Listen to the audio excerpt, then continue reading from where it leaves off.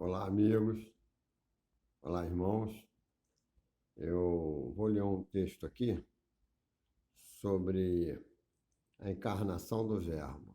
E depois vou contar uma história para que todos entendam a importância de buscar Jesus e de ter o Espírito Santo de Jesus em suas vidas. Bom, está aqui, ó. O texto diz assim: a encarnação do Verbo. No princípio era o Verbo, e o Verbo estava com Deus, e o Verbo era Deus. Ele estava no princípio com Deus. Todas as coisas foram feitas por intermédio dele. E sem ele, nada do que foi feito se fez. A vida estava nele, e a vida era a luz dos homens. A luz resplandece nas trevas, e as trevas não prevalecerão contra a luz. Bom, o texto, eu não vou ler o capítulo todo, que não tem necessidade, mas escutem bem essa história, né? Prestem bem atenção nessa história. O Verbo se fez carne e Jesus veio no ventre de Maria, esposa do bom José, o carpinteiro, para trazer luz ao mundo. Porque antes da vinda de Jesus, antes do advento de Jesus, o diabo tinha uma certa hegemonia sobre os homens, entrando e saindo de quem ele bem entendesse, exceto sacerdotes e profetas, né? Então, onde Jesus passava, ele expulsava o inimigo. E quando Jesus foi sacrificado, crucificado, subiu aos céus, né? Seu espírito subiu aos céus, veio o dia de Pentecostes para que o Espírito Santo viesse sobre os homens. Essa é a grande derrota do inimigo, porque antes ele ludibriava o homem, ele entrava no homem conforme ele quisesse. A partir desse momento, o homem tem o Espírito de Deus e o diabo perdeu essa hegemonia.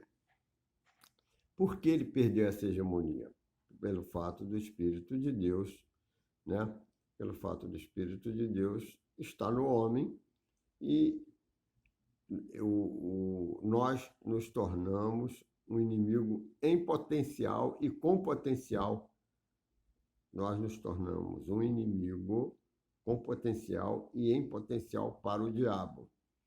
Porque na medida que nós pregamos a palavra, na medida que nós falamos sobre o Espírito Santo, na medida que as pessoas ouvem e creem, e elas crendo, modificam o seu hábito de vida, aceitam Jesus como Salvador, né? Elas recebem o Espírito do Senhor. E tendo o Espírito do Senhor, uma coisa muito clara, dois corpos não podem usar o mesmo lugar. Não pode ocupar o mesmo lugar. Ou você está com o Espírito de Deus, ou você está com o Espírito do inimigo. E tendo o Espírito de Deus, me digam uma coisa: como o Espírito do inimigo vai entrar, você já tem um Espírito ali muito mais forte que ele. Tem como ele arrombar teu coração e tirar o Espírito Santo e entrar no lugar dele? Não, a menos que você não queira o Espírito Santo e dê essa vantagem ao inimigo escolhendo ele. Então, Deus não vai te obrigar. Deus não vai te obrigar a ficar com ele. Então, tendo você o Espírito Santo, né, a partir da ascensão do Espírito de Jesus aos céus, o que é que acontece? Né, vem o dia de Pentecostes, nós recebemos o Espírito de Jesus desde que o aceitemos. Então, eu vou começar uma história aqui, que aconteceu comigo quando eu era carreteiro, não sou mais, há muitos anos atrás. Uma pessoa me procurou na minha casa e disse o seguinte: uma senhora, olha, eu vim lhe procurar porque eu vim indicado sobre um diácono, eu vim indicado por um diácono da Igreja Batista, que lhe conhece e disse que você poderia fazer isso por mim. E ele já tinha orado a Deus, e Deus falou com ele que o Senhor faria isso por mim, e me disse até quanto você cobraria, porque todos que eu consultei, eu não podia pagar, porque eu não tenho recurso suficiente para pagar o que eles querem, né? Então, a questão é a seguinte: eu vim aqui que eu preciso pegar alguns pertences meus, que eu estou me mudando aqui de Cordovil, são poucas coisas, preciso pegar alguns pertences aqui em Cordovil, depois preciso ir na comunidade de Honório Gurgel, lá dentro da comunidade, isso já é um empecilho para que os outros botassem um preço alto, né? Porque lá também é meio complicado, e depois levar para Magé. E eu falei então assim para ela. Ela falou assim: eu sou da Assembleia de Deus, né? Eu acredito no que o diácono da Igreja Batista me falou, porque quando eu perguntei ele falou que ia ver e depois me dava a resposta. Ele disse que orou e o Senhor mostrou que eu, conhecido dele, claro, faria esse serviço em um determinado preço. Eu queria saber qual o preço que o senhor vai me cobrar para ver se eu posso pagar. Eu falei: olha, volta daqui a 3 dias que eu vou lhe dar uma resposta. Por que eu falei que volta daqui a 3 dias? Porque eu tinha 3 dias para orar e ver se o senhor estava nesse negócio e se queria que eu fizesse. Para mim, o valor não era o mais importante. Porque se o diácono, né, já orou a Deus e Deus falou que eu faria, o valor para mim passa a ser secundário. Porque não importa se eu ganho muito, se eu ganho pouco. O que importa é que eu ganhe o suficiente e a pessoa possa pagar por aquilo que eu acho que seja suficiente ou que Deus botou no meu coração que seja suficiente. Como Deus colocou no seu coração? Eu não sou adivinho, eu não tenho bola de cristal, nem tenho essa pretensão de adivinhar nada. Mas quem bota no coração é Deus, que Deus fala no coração, né? Então, Deus falando no meu coração, pelo Espírito Santo, é claro, eu saberei que aquilo eu posso fazer com tranquilidade. Então, foi o seguinte: ela voltou 3 dias depois, e eu falei, ela falou assim: e aí, o senhor vai poder fazer? Eu falei: vou fazer. E quanto o senhor vai me cobrar? Eu falei: R$ 150. Ela falou: ai, graças a Deus, glória a Deus, aleluia, foi isso mesmo que ele me falou. Pode ter certeza, ele me falou que o senhor cobraria R$ 150. E a maioria dos outros que eu consultei era o dobro e mais alguma coisa. Então eu julguei que aquele valor era muito bom para mim, né? E veja o que é o mover do Espírito. E para ela podia pagar. Era o que ela podia pagar. Então, peguei, marcamos o dia, fui na casa lá onde ela tinha que pegar os pertences. Eram pertences ganhos, alguns eram ganhos, outros já eram dela, porque ela era uma pessoa muito sem recurso, muito pobre, pessoa sem recurso. E dali, pegando a fogão, geladeira, coisas até de muito uso, né? Uma cama. Bom, não estava nem em bom estado, mas, enfim. E fomos para Honório Gurgel. Chegando lá em Honório Gurgel, eu entrei na comunidade e as ruas eram muito estreitas. Então, aonde ia pegar o restante, que foi coisas que ela ganhou para poder levar para Magé, para onde ela ia morar, aconteceu o seguinte: eu coloquei o veículo, que era uma picape, numa rua estreita, e falei assim: vamos pegar todo esse material, vamos colocar, eu vou desamarrar aqui e vou amarrar de novo. Aí as pessoas que estavam doando e outros amigos dela que estavam ali naquele momento, porque até então só estava eu e ela na picape, eu peguei, eles falaram para mim: não, irmão. Eu não sei se eles sabiam se eu era irmão ou não, mas eles falaram: não, irmão, você não precisa carregar peso, né? você já está ajudando muito a irmã aí a fazer isso aí.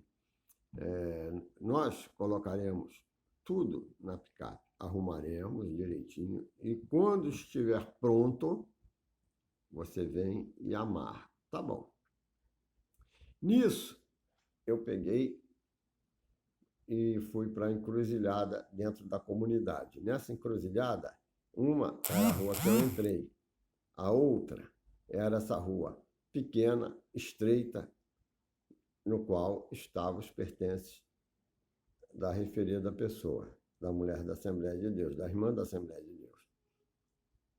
Só que eu fiquei reparando uma coisa. Eu vi 3 portões. Um tinha um monte de rabisco, né? Parecendo uma pichação com um desenho, parecia uma pichação com desenho.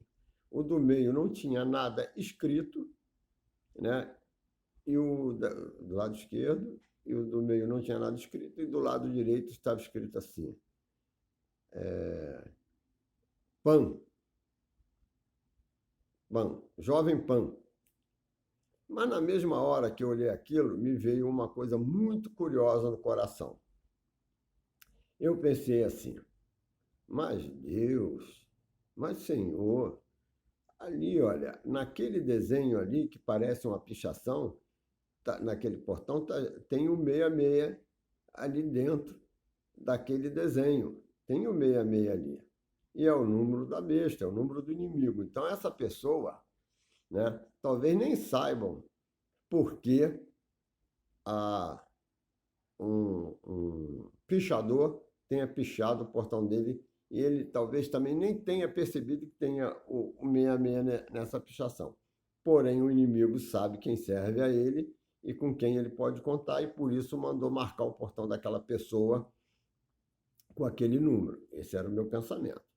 E no portão do meio, Senhor, teu servo, morando aqui entre 2 potestades, pessoas que servem ao inimigo, porque no portão do lado direito está escrito Jovem Pan. Pan vem de pandemônio, que é aquele diabinho de cavalo, corpo de criança e chifrinho, né?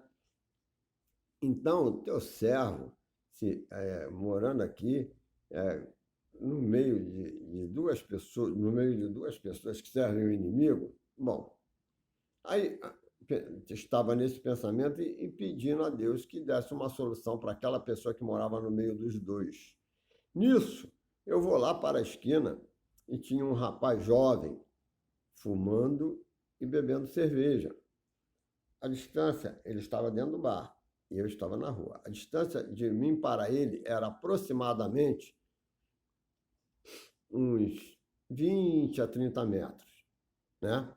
E eu fiquei olhando para ele de forma efetiva, né? Mas não queria afrontá-lo de forma alguma. Eu não queria afrontá-lo, né? Então eu fiquei olhando para ele e Deus me falou assim: esse rapaz vai morrer aqui hoje à noite, porque hoje à noite aqui vai ter um tiroteio. Aí eu falei: poxa, Senhor, um rapaz tão jovem, mas não estava movimentando a boca, não. Isso eu estou falando no meu coração e articulando o pensamento, mas para o meu coração. Então, ele não podia, e mesmo à distância, ele não saberia o que eu poderia estar falando, mesmo que eu falasse baixinho comigo mesmo, ele não ouviria. E eu pensando assim no meu coração, articulando o meu raciocínio dentro do meu coração, dizendo assim: mas, Senhor, esse rapaz tão jovem vai morrer aqui sem uma oportunidade. Bom, Senhor, eu vou lhe pedir uma coisa, né? Tem misericórdia, que passe alguém aqui de alguma igreja e lhe dê um prospecto anunciando um culto a ti, e para que essa pessoa que está ali sentada, que pelo que o senhor está falando, eu já entendi, pelo aspecto que o senhor está me mostrando, eu já entendi que ele é olheiro do tráfico de droga e vai ter um tiroteio aqui, e antes que ele possa anunciar a vinda da polícia ou de algum outro grupo invasor, ele vai morrer. Então, tem misericórdia, traz alguém aqui que tenha um prospecto de qualquer igreja, né? E que tenha um culto que comece antes desse tiroteio aqui, antes do horário do tiroteio. Porque porque o senhor fazendo isso, tendo misericórdia dele, ele recebendo esse prospecto, ele vai ser movimentado, né, para ir à igreja, e na hora da igreja ele vai estar assistindo o culto à tua palavra. Eu tenho essa expectativa que a tua palavra vai mover o coração dele, ele vai se converter e vai sair dessa vida, né? Então, tem misericórdia dele. Continuei orando ali, e olha que levou aí uns 20 minutos ou mais um pouco, né? E eu orando por ele, em silêncio, claro, né? E o pessoal está lá amarrando não, carregando a picape. Aí, quando eu menos esperava, e eu estava orando por ele levantou, saiu do bar, jogou o cigarro longe, largou a cerveja para lá, veio a mim falar comigo de uma maneira áspera, grosseira. O que vocês acham que ele poderia ter falado comigo? Por que você está me olhando? Tu me conhece? Está me olhando por quê? Seria a lógica humana, mas não. Ele não falou isso. Ele veio assim, ó. Tá vendo aqui a distância da minha mão aqui, ó. Ele veio com o rosto assim, igual esses lutadores de MMA, faz um, quase com o nariz colado no outro, e gritou para mim assim: quem manda aqui é o Satanás, rapaz. Você está entendendo? Eu sou do capeta. Você está entendendo que quem manda aqui é o Satanás? Essa terra é do capeta. Aí ele pegou, falou isso aqui, ó, de frente para mim. Eu de braço cruzado olhando para ele em pé. Aí ele veio aqui por trás, aqui, ó, botou a boca bem próximo ao meu ouvido e deu um grito assim: quem manda é o Satanás, porra! Não está me ouvindo, não? Quem manda aqui é o capeta, eu sou do capeta, porra! Aí falou assim: desculpe o palavrão, mas é necessário para que vocês entendam. E eu continuei de braço cruzado. Ele gritou assim, voltou e sentou lá. Olha que coisa. Será que o inimigo entrou na minha mente? Claro que não. Mas o inimigo não é bobo. Está escrito no livro de Ezequiel 28, diz assim, logo nos primeiros capítulos. Nos primeiros capítulos diz o seguinte: você, falando do inimigo, né? Pela tua inteligência, coisa alguma pode ser escondida de ti. Claro que o inimigo sabe muitas coisas, né? Não adianta ele profetizar, ele pode tentar adivinhar o que vai acontecer. Não adianta ele profetizar, porque a profecia só vai se cumprir se tiver a força da palavra de Deus. Então, o que é que acontece? Ele sabe das coisas. E por que ele não botou a mão em mim?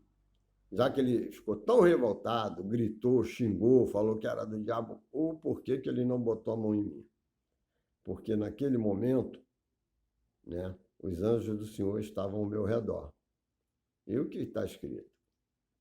A teu respeito, o Senhor dará ordem aos seus anjos para que te guardem de dia e de noite. E era o que estava acontecendo. Os anjos do Senhor estavam me guardando. Mesmo porque eu estava fazendo uma coisa, né, para que uma vida fosse salva. Aí algumas pessoas que eu conto essa história me perguntam assim: e depois, tu soube de fato o que aconteceu? E depois, como foi isso? Como ficou? Eu falei assim: bom, vamos ver o que Deus falou. Hoje à noite vai ter um tiroteio aqui e esse rapaz vai morrer nesse tiroteio. Aí o que eu peço a Deus? Que alguém dê um prospecto para ele ir ao culto. Então, ele teria uma escolha. Deus sempre te dá a escolha. Quem escolhe somos nós. Façamos ou não, querendo ou não, a escolha é nossa. Então, eu estava orando para que ele tivesse uma escolha. Se ele recebe um prospecto para ir para uma igreja. Mas ele fez a escolha dele naquele momento. Qual foi a escolha dele? Ele não chegou ao período desse rapaz receber o prospecto, porque ele já tinha feito a escolha dele. Qual foi a escolha dele? Quando ele disse: quem manda aqui é o Satanás. Eu sou do capeta. Você está entendendo que eu sou do capeta? Né? E falou várias vezes. Então, ele fez a escolha dele. E o que Deus falou? Que ali ia haver um tiroteio, né? E ele falou: essa terra é do Satanás. Aqui quem manda nesse lugar é o capeta.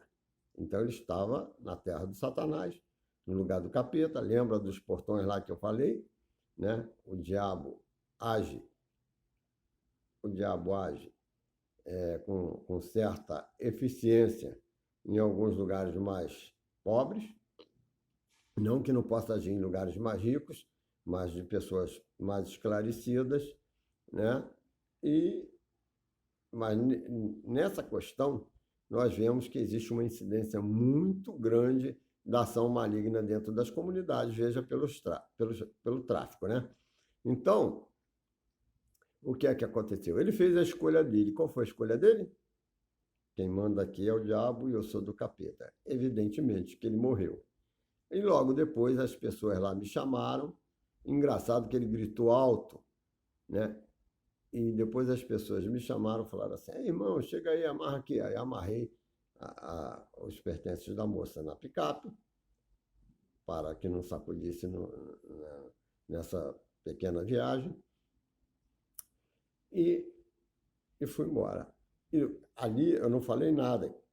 E ela estava ali também. Engraçado, curioso, que ninguém viu, ninguém ouviu. Por que ninguém viu, ninguém ouviu? Eu tenho a resposta.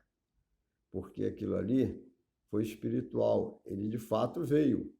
Mas quando ele veio lá, ele vem com o espírito do capeta. Quem veio falar comigo foi o espírito do capeta na pessoa dele. O espírito do inimigo na pessoa dele, né? E quem é que estava me defendendo? O Espírito de Deus com os anjos ali ao redor. Então ele não pôde fazer absolutamente nada, nem botar a mão a não ser falar. Seguimos viagens, foi tudo bem. Entreguei a mercadoria dela lá em Magé, no meio do caminho.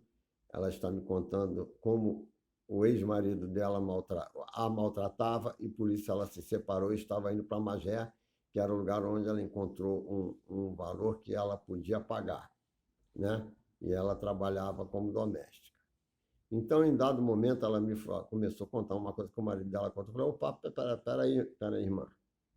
Isso aí que você está dizendo que teu marido falou, não foi ele que falou isso. Quem falou isso aí foi o diabo. Sabe o que ela me respondeu? Eu sei, meu amado. Eu sei. Eu estou te contando uma história e de vez em quando ele ficava possuído. E essa foi uma das palavras que o diabo, né, lançou contra mim e tantas outras. E eu vendo que não tinha mais alternativa e também ser maltratado, eu me separei dele. Então, no começo, eu falei a importância do Espírito Santo na nossa vida, né?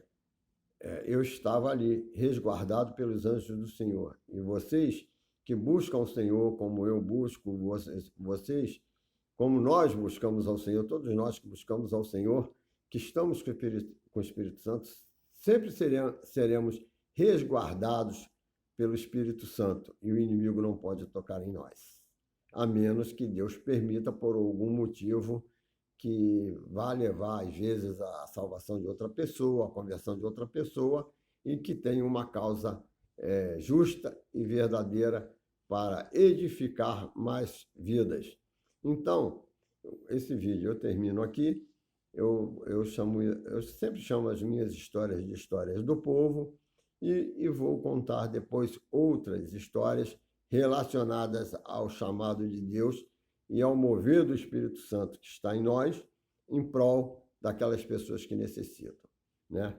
Pensemos nisso, né? Estejamos sempre buscando o aprimoramento e uma conversa cada vez mais efetiva com o Espírito de Deus. Aquele abraço para todos.